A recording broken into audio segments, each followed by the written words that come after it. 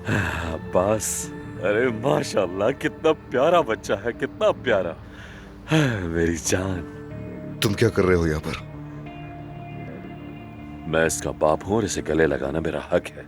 नवीन, कम से कम मुझे इतना तो करने दो। अब्बास, तुम इस मासूम को हाथ नहीं लगा सकते।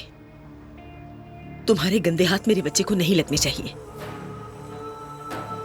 आप जाइए यहाँ से, हमें परेशान ना करें।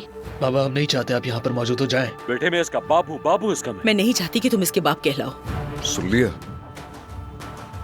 तुम जैसे कातिल को यहाँ नहीं होना चाहिए। निकल जाओ यहाँ से। मैं इस बच्चे का बाप हूँ, इसे देखना मेरा हक है। इस खानदान में तुम्हारा कोई हक नहीं है।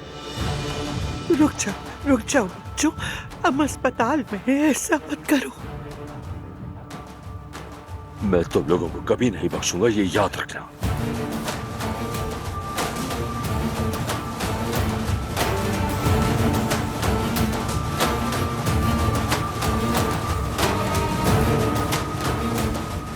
आपने बुलाया था इस आदमी को? नहीं बेटा, मैं तो इससे बिल्कुल बात ही नहीं करती।